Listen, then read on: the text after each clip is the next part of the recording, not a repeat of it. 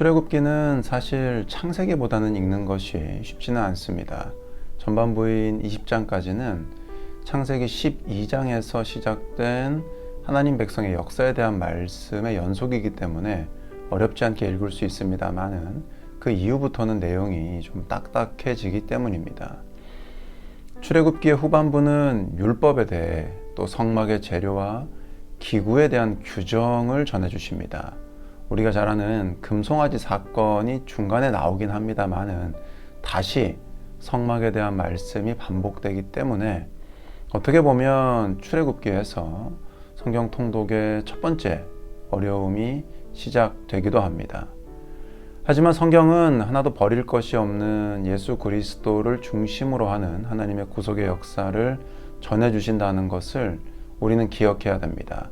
그런 의미에서 출애굽기가 굉장히 중요합니다. 하나님의 구속은 죄의 문제를 스스로 해결하지 못해 결국 죄악된 세상에서 종노릇할 수밖에 없는 하나님의 백성들을 주님을 통해 구원하시는 하나님의 역사입니다. 그런 의미에서 출애굽기는 하나님께서 구원을 어떻게 이루시는지를 전해주시게 됩니다.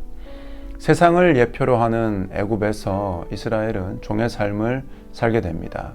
그리고 예수님을 예표하는 어린 양의 피로 죽음을 면하는 결정적 사건으로 인해 자유를 얻습니다.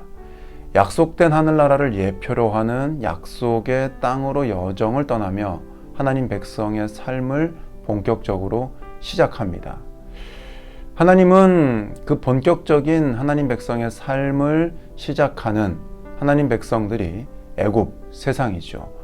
구별된 삶을 살기 위해 필요한 것들을 주시는데 그것이 바로 율법이고 성막을 통해 예배를 받으시는 겁니다. 출애굽기를 읽으시면 나옵니다마는 모세가 바로에게 광야에서 하나님께 절기를 지키기 위해 사흘 길쯤 가서 하나님께 희생을 드리기 위해 자유를 요구했다는 것이 중요합니다.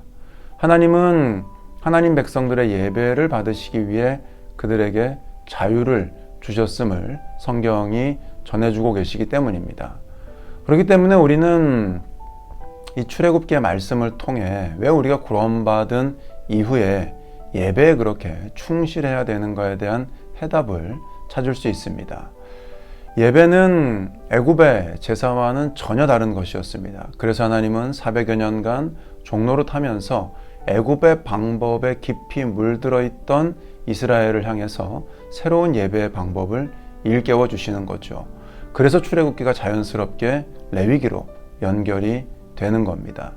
출애굽기 곳곳에는 하나님의 은혜를 입어 구원받았음에도 불구하고 약속의 땅 가나안으로 가는 와중에 연약한 믿음으로 흔들리고 불평하고 결국 반역까지 하는 이스라엘의 안타까운 모습이 나타납니다.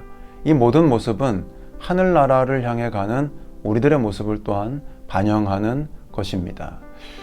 이러한 내용을 바탕으로 구속사의 관점에서 출애굽기를 한번 읽어보시기를 바랍니다. 그리고 읽으시는 동안 우리를 구원하시기 위한 계획을 세우시고 그것을 성실히 이루어 가시는 하나님의 은혜를 깨닫고 그 은혜를 부족함 없이 받고 누리시는 시간이 되실 수 있기를 바랍니다.